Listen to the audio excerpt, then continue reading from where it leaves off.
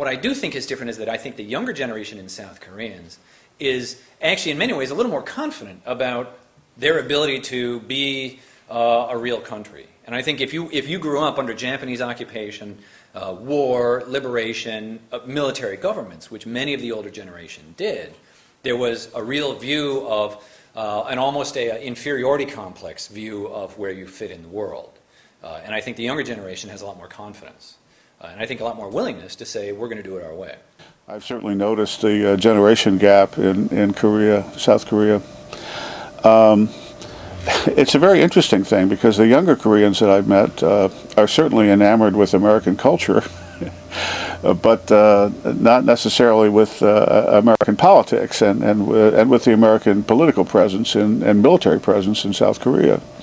So whereas the older generation are grateful to the United States for our support during the Korean War and the rebuilding that followed, the older generation seems to me in general to take a very hard line towards the North Koreans and therefore value very close ties with the United States. Where the younger generation's happy to accept American culture, but not necessarily happy to accept American military presence in their country.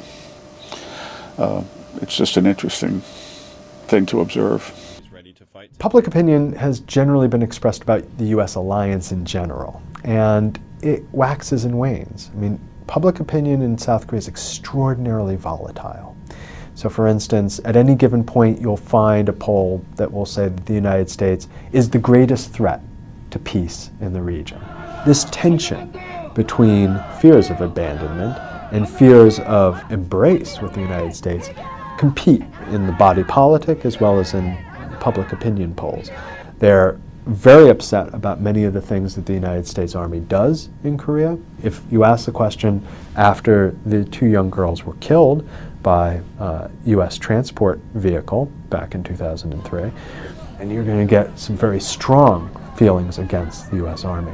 And at the same time, they're very fearful of U.S. withdrawal, a latent fear of regional instability. Most people, maybe about more than 80% for my parents' generation, they think the role of the U.S. is very, very important.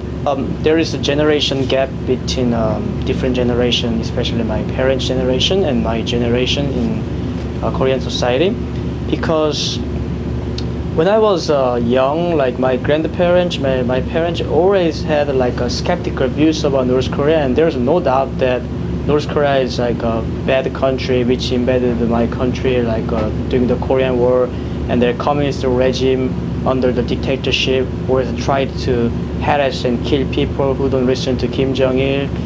But I was very surprised that while I was in US, I was in high school, in 2002 or 2003, there was a Salt Lake City Winter Olympics, and then one of the Korean short track players, he was getting gold medal, but like his name was Anthony Ono or something like that, and he got gold medal with a kind of incredible decision from the judge. So from that incident, and also there was two American soldiers, they accidentally killed one Korean girl.